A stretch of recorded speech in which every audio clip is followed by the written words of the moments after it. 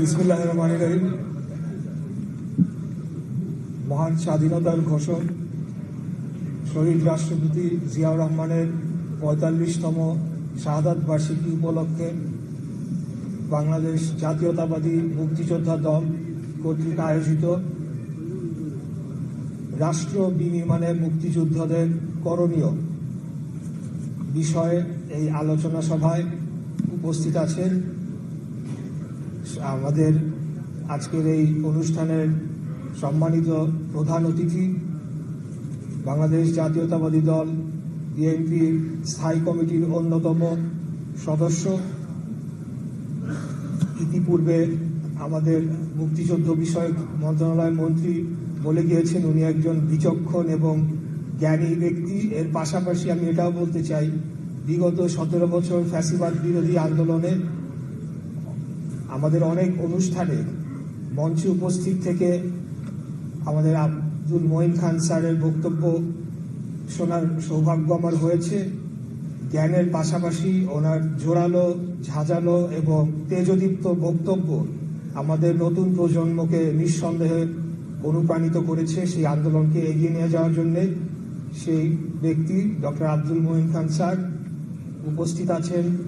আজকের এই অনুষ্ঠানের সম্মানিত সভাপতি, বাংলাদেশ মুক্তিযোদ্ধা জাতীয়তাবাদী মুক্তিযোদ্ধা দলের সংগ্রামী সভাপতি, যার সাথে ওনার দল অর্থাৎ মুক্তিযোদ্ধা দলের সাথে বহু আন্দোলন সংগ্রামে আমিও রাজপথে উপস্থিত ছিলাম এবং ক্ষেত্র বিশেষে তরুণ প্রজন্মের যে শক্তি সেদিকেও তিনি অনেক সময় হার মানিয়ে দিয়েছেন। ওনার রাজপথে জোরালো অবস্থান রেখে শহীদ পরিবারের সন্তান জনাব ইশতিয়াক আজিজ উলফাত, বীর মুক্তিযোদ্ধা, উপস্থিত মঞ্চে বিএনপির কেন্দ্রীয় কমিটির মুক্তিযুদ্ধ বিষয়ক সম্পাদক কর্নেল অবসরপ্রাপ্ত জয়নুল আবেদিন এবং অন্যান্য বীর মুক্তিযোদ্ধাগণ, আমার সামনে উপবিষ্ট বীর মুক্তিযোদ্ধাবৃন্দ এবং জাতীয়তাবাদী মুক্তিযোদ্ধা প্রজন্মের নেতৃবৃন্দ এবং কর্মী ভাইয়েরা, সবাইকে আমার সংগ্রামী সালাম এবং শুভেচ্ছা জানিয়ে আমার বক্তব্য শুরু করছি। শহীদ রাষ্ট্রপতি জিয়াউর রহমানের যে ওনার মুক্তিযুদ্ধ এবং পরবর্তীতে রাষ্ট্র পরিচালনায় ওনার যে ভূমিকা, ওনার যে অবদান, সেই সম্পর্কে আমরা আমাদের বক্তাদের মুখ থেকে অনেক তথ্য জানতে পেরেছি। আমাদের নতুন প্রজন্ম এবং বর্তমান প্রজন্মর কথা যদি আমি বলি, তাহলে আমাদের উচিত হবে ওনার বিষয়ে আরও গবেষণা করা এবং সেই গবেষণার মাধ্যমে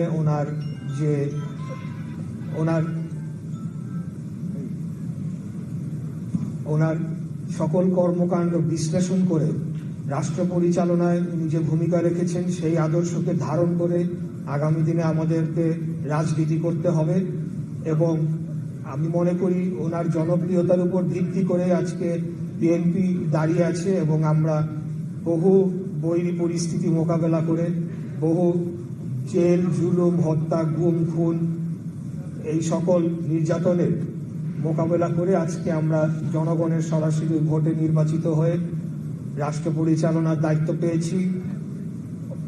আজকের প্রধানমন্ত্রী, মাননীয় প্রধানমন্ত্রী জনাব তারেক রহমান, ওনার সুযোগ্য সন্তান, শহীদ জিয়ার সুযোগ্য সন্তান আজকের মাননীয় প্রধানমন্ত্রী জনাব তারেক রহমানের নেতৃত্বে আমরা বিগত ১৭ বছর দেশকে যেভাবে ধ্বংস করে ফেলা হয়েছিল সেখান থেকে উত্তরণ ঘটিয়ে আবারও একটা জনগণের বাংলাদেশ এবং একটা স্বাধীন সার্বভৌম রাষ্ট্র, যেই রাষ্ট্র অন্য কোনো দেশের গোলাম হয়ে থাকবে না এবং যে কোনো পৃথিবীর যে কোনো রাষ্ট্রের সাথে সমান মর্যাদা নিয়ে আমরা এই রাষ্ট্রকে গড়ে তুলতে পারবো, সেরকম একটি রাষ্ট্র গড়ে তোলার জন্য আমরা কাজ করে চলেছি।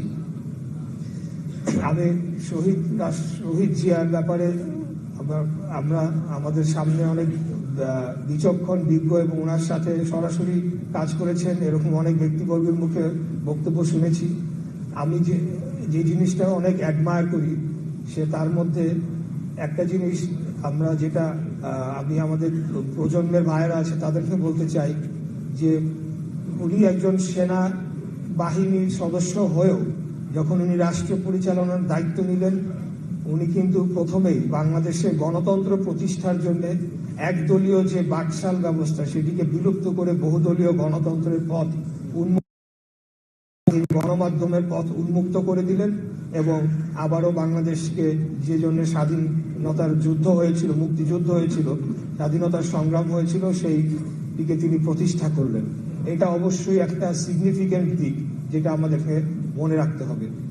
এর পাশাপাশি ওনার যে সাধারণ জীবনযাপন, আমাদের আজকের মাননীয় প্রধানমন্ত্রীর একটা ইন্টারভিউ আপনারা ইউটিউবে বা বিভিন্ন সামাজিক মাধ্যমে সার্চ দিলেই পাবেন যে শহীদ জিয়া উনি প্রেসিডেন্ট থাকা অবস্থায় ওনার পরিহিত পোশাক যেটি আর তিনি পরতেন না, পুরনো হয়ে গেলে সেটি উনি ওনার সন্তানদের পরার জন্য বঙ্গভবনের যে দর্জি তাকে দিতেন এবং তারা সেটি ওনার সন্তানদের জন্য আবার কাটছাট করে সেটি তৈরি করে দিত। তো এই ধরনের উদাহরণ একজন রাষ্ট্রপ্রধানের পক্ষ থেকে এটা আসলে অবিস্মরণীয় এবং এই ধারাবাহিকতায় আজকের মাননীয় প্রধানমন্ত্রী একটি সাধারণ জীবনযাপন তিনি করে চলেছেন। শুধু নয়, উনি মুক্তিযুদ্ধকে প্রত্যেকটি স্তরে উনি সর্বোচ্চ মর্যাদা দিয়ে সেটিকে ধারণ এবং বাহন করেন এবং আমাদেরকেও সেভাবে পরিচালনা করে চলেছেন। আমাদের সরকার মুক্তিযুদ্ধকে মনে করে যে এটি আমাদের পরিচয়, এটি আমাদের এই রাষ্ট্রের সূচনা এবং সেটিকে আমরা সর্বোচ্চ অগ্রাধিকার দিয়ে আমরা রাষ্ট্র পরিচালনা করে যাব আগামী দিনে। এটা আমাদের সংকল্প। শুধু একটা ছোট্ট উদাহরণ দিতে চাই অন্য একটি বিষয়ে যে কতটুকু জনগণের প্রতি আমাদের মাননীয় প্রধানমন্ত্রীর আনুগত্য রয়েছে। সপ্তাহ দুয়েক আগে আমাদের একনেক মিটিংয়ে যে সভা চলছিল এবং বিভিন্ন বিষয়ে সেখানে আলাপ আলোচনা হচ্ছিল, সেখানে আমাদের যেহেতু আপনাদের মাননীয় মন্ত্রী বলে গিয়েছেন যে প্রকল্পর বিষয়ে, সেই প্রকল্পর বিষয়ে কথা বলতে গিয়ে অবশ্যই সেটি কেন প্রকল্প সময় মতো শেষ হয় না এবং কেন বারবার সেটার খরচ ব্যয় বৃদ্ধি করা হয়, এই বিষয়ে কথা বলতে গিয়ে একটি পর্যায়ে তিনি সেখানে পুরো একনেকের সমস্ত সদস্যরা উপস্থিত ছিলেন। তিনি একটা পর্যায়ে বললেন যে কোনো একটি, আমি ওনার নাম বলবো না, কোনো একজনের বক্তব্যের পরিপ্রেক্ষিতে তিনি বললেন তাহলে আপনারা যারা আমলা রয়েছেন আপনারা দেশ চালান, আমরা যারা রাজনীতি করি, আমরা যারা জনগণের কাছে দায়বদ্ধ, আমরা উঠে চলে যাই, কারণ আমাদেরকে তো জনগণের কাছে জবাব দিতে হবে। আমরা জনগণের প্রত্যেকটি পদক্ষেপ যেটি আমরা নিব সেটার জন্য আমাদেরকে জনগণের কাছে দায়বদ্ধতা এবং জবাবদিহিতা করতে হবে। অতএব আমরা সেভাবেই রাষ্ট্র পরিচালনা করব এবং সেই মুহূর্তে পুরো পরিবেশটা পরিবর্তন হয়ে গেল। আমরা যারা নতুন মন্ত্রিসভায় দায়িত্ব আমাদেরকে দেওয়া হয়েছে, সুযোগ দেওয়া হয়েছে, আমরাও অত্যন্ত অনুপ্রাণিত হলাম এবং আমরা বুঝলাম যে আগামী দিনে কিভাবে আমাদের কর্মকাণ্ড পরিচালনা করতে হবে। তো এটি একটা উদাহরণ এমনি দিলাম। আমি বিশ্বাস করি যে শহীদ রাষ্ট্রপতি জিয়াউর রহমানের এবং মরহুমা দেশনেত্রী বেগম খালেদা জিয়ার পথ অনুসরণ করে আজকের প্রধানমন্ত্রী জনাব তারেক রহমান দেশকে এগিয়ে নিয়ে যাওয়ার জন্য আমাদেরকে দিক নির্দেশনা দিয়ে চলেছেন এবং মুক্তিযুদ্ধকে সর্বক্ষেত্রে অগ্রাধিকার দিয়ে আমাদেরকে কাজ করার নির্দেশনা দিয়েছেন। আমরা সেটি করে যাব ইনশাআল্লাহ। আর কয়েকটি বিষয় উত্থাপন করা হয়েছে, যেমন মুক্তিযোদ্ধা সংসদ কেন্দ্রীয় কমান্ড কাউন্সিলের একটা বিষয় উত্থাপন করা হয়েছে। তা আমি আজকে যেহেতু মুক্তিযোদ্ধা দলের সকল নেতৃবৃন্দ উপস্থিত আছেন, আমাদের মাননীয় মঈন খান স্যার উপস্থিত আছেন, আমি সবার সামনেই আপনাদেরকে অনুরোধ জানাবো যে আপনারা আমাদেরকে প্রয়োজনে আপনারা আমাদেরকে বাধ্য করবেন এই কাজগুলো সম্পন্ন করার জন্য। কারণ বর্তমানে যে সিস্টেমটি বহাল রয়েছে আপনারা সকলেই জানেন, রন্ধ্রে রন্ধ্রে বিগত 17 বছরে যে দুর্নীতি, লুটপাট এবং দলীয়করণের মাধ্যমে যে প্রশাসন আমাদের কাছে রেখে যাওয়া হয়েছে সেটিকে পরিবর্তন করতে হলেও আপনাদের সমর্থন আমাদের জন্য অত্যন্ত প্রয়োজন। আপনাদের পরামর্শ আমাদের কাছে অত্যন্ত গুরুত্বপূর্ণ এবং সেটি প্রয়োজন। এর পাশাপাশি আপনারা জানেন যে বিগত 17 বছরে বহু অমুক্তিযোদ্ধাদের মুক্তিযোদ্ধা তালিকায় অন্তর্ভুক্ত করার মাধ্যমে এক প্রকার মুক্তিযোদ্ধাদের অর্থাৎ আপনাদেরকে, জাতির শ্রেষ্ঠ সন্তান আপনারা, আপনাদেরকে হেয় প্রতিপন্ন অপমান করা হয়েছে বলে আমি মনে করি। কারণ এই তালিকায় যারা সশস্ত্র সংগ্রামে অস্ত্র হাতে নিয়ে জীবনের বাজি রেখে যুদ্ধ করেছেন কেবল তারাই সেখানে স্থান পেতে পারে। সেখানে অমুক্তিযোদ্ধা যারা মুক্তিযোদ্ধা ছিলেন না অথবা মুক্তিযুদ্ধের সময় তারা শিশু ছিলেন তাদেরকে এখানে অন্তর্ভুক্ত করার মাধ্যমে হয়তো ফ্যাসিবাদী আওয়ামী লীগ তাদের রাজনৈতিক স্বার্থ চরিতার্থ করেছে বটে, কিন্তু সেই সাথে আপনাদেরকে অপমানের একদম চূড়ান্ত জায়গায় নিয়ে গিয়েছে। মুক্তিযোদ্ধা শব্দটির আগে ভুয়া শব্দটি শুনতে আমি একজন বীর মুক্তিযোদ্ধার সন্তান, কোনোভাবে এটা আমরা মেনে নিতে পারি না, এটা মেনে নেওয়া যায়।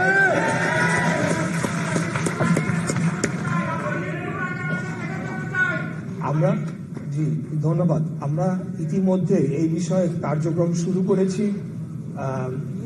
আমার জানা মতে ৬,০০০-এর অধিক অমুক্তিযোদ্ধাদের তালিকা থেকে বাদ করা হয়েছে। এই কাজটি সম্পন্ন করে জাতীয় মুক্তিযোদ্ধা কাউন্সিল। তারা যাচাই বাছাই সহ সমস্ত কিছু যাচাই শেষে যখন আমাদের মন্ত্রণালয়ে একটা সুপারিশ পাঠায়, সেই সুপারিশ আমরা তখন গ্যাজেট শাখায় পাঠিয়ে দিই। এটা হলো প্রক্রিয়া। তাই আমি আপনাদেরকে কথা দিয়ে যাচ্ছি যে আগামী দিনে জাতীয় মুক্তিযোদ্ধা কাউন্সিলও পুনর্গঠন করে সেখানে সঠিক ব্যক্তিদেরকে যাতে নিয়োগ দেওয়া হয়, যাতে এই সমস্ত কাজ please please please thank you please please. তো এই কার্যক্রমগুলো সম্পন্ন করার মাধ্যমে আমরা জাতিকে কলঙ্ক মুক্ত করতে চাই এবং অন্তত আপনাদেরকে এই কথাটি দিচ্ছি যে এই ব্যাপারে আমরা অত্যন্ত আন্তরিক এবং কার্যক্রমগুলো চলমান রয়েছে। পাশাপাশি বীর মুক্তিযোদ্ধাদের ওয়েলফেয়ার অর্থাৎ আপনাদের চিকিৎসা, আপনাদের বাসস্থান সহ যে বিষয়গুলো রয়েছে সেটিও যাতে আরো বেটার কিভাবে আমরা সার্ভিস দিতে পারি এবং বীর নিবাসের যে প্রকল্পটি গ্রহণ করা হয়েছিল সেটিও সঠিকভাবে বন্টন করা হয় নাই। দলীয় লোকজনকে গৃহ নির্মাণ করে দেওয়া হয়েছে, বীর মুক্তিযোদ্ধারা সকলেই পান নাই। আর যাও নির্মাণ করা হয়েছে তাও একেবারে আপনার সেখানে দুর্নীতি লুটপাটের মাধ্যমে সেগুলো এখন প্রায় ভেঙে পড়ার দশা। তো এই বিষয়গুলো নিয়ে আমরা অবশ্যই মন্ত্রণালয় কাজ করবে। আমরা আমাদের জায়গা থেকে পলিসিগত যে দিক নির্দেশনা সেগুলো দিয়ে যাব। আমাদেরকে কিছুটা সময় দিবেন, পরামর্শ দিবেন, আমরা অবশ্যই আপনাদের সেই কাজগুলো করে যাবো ইনশাআল্লাহ।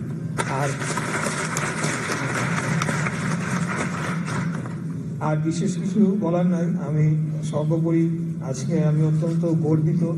আমাকে যখন গত 12ই ফেব্রুয়ারি নির্বাচনের পর যখন আমরা শপথ গ্রহণ করি, পরবর্তীতে মন্ত্রিসভায় আমি শপথ গ্রহণ করার পর যখন শুনলাম যে আমাকে মুক্তিযুদ্ধ বিষয়ক মন্ত্রণালয় প্রতিমন্ত্রীর দায়িত্ব দেওয়া হয়েছে, অত্যন্ত গর্বিত। কারণ যে কেউ চাইলেই এই মুক্তিযুদ্ধের সাথে তারা সম্পৃক্ত হতে পারবেন না, এটি একটা বিশেষ গৌরব বলে আমি মনে করি এবং আমি মহান আল্লাহ তাআলার কাছে শুকরিয়া জানাই যে আমাকে একজন বীর মুক্তিযোদ্ধার ঘরে জন্ম দেওয়া হয়েছে। আমাদের বিগত 17 বছর ফ্যাসিবাদী বিরোধী আন্দোলনে প্রত্যেকটা সময় যখন আমরা আন্দোলন সংগ্রাম করেছি, আমরা এই মুক্তিযোদ্ধার সন্তান হিসেবে কিন্তু আমি নিজেকে এগিয়ে যাওয়ার যে শক্তি সেটি আমি জগিয়েছি এবং সেটার জন্য আমি গর্বিত। সর্বোপরি আমাদের জাতীয়তাবাদী মুক্তিযুদ্ধের প্রজন্ম নেতৃবৃন্দ উপস্থিত রয়েছে। আমি তাদেরকে নিয়ে আমি যেহেতু এই সংগঠনটির সভাপতির দায়িত্বে রয়েছি সেটার জন্য ধন্যবাদ জানাতে চাই জনাব ইশতিয়াক আজিজ উলফাত সহ মুক্তিযোদ্ধা দলের অন্যান্য নেতৃবৃন্দ যারা আমাকে এই সুযোগটি করে দিয়েছেন।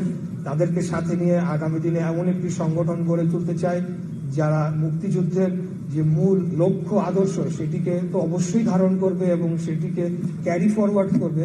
এর পাশাপাশি দেশের যে সকল সমস্যা রয়েছে সেগুলো নিরসনে, যেহেতু আজকের বিষয় হচ্ছে মুক্তিযোদ্ধাদের করণীয় সংক্রান্ত শীর্ষক আলোচনা, সেই বিষয়ে যে অনুরোধগুলো জানানো হয়েছে সেটার বিষয়ে অবশ্যই আমরা কার্যকর পদক্ষেপ নেব।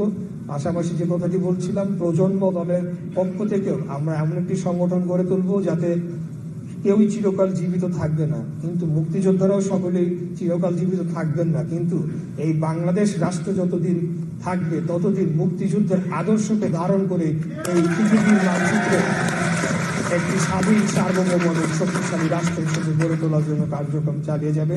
সেরকম একটি সংগঠন গড়ে তুলবো ইনশাআল্লাহ। আবারও সবাইকে ধন্যবাদ জানাচ্ছি আমাকে আজকে বীর মুক্তিযোদ্ধাদের মাঝে উপস্থিত হয়ে বক্তব্য করার সুযোগ করে দেওয়ার জন্য এই পর্যায়ে আমার বক্তব্য এখানে শেষ করে আপনাদের থেকে বিদায় নিচ্ছি। খোদাফেজ। বাংলাদেশ জিন্দাবাদ। বাংলাদেশ জাতীয়তাবাদী দল জিন্দাবাদ।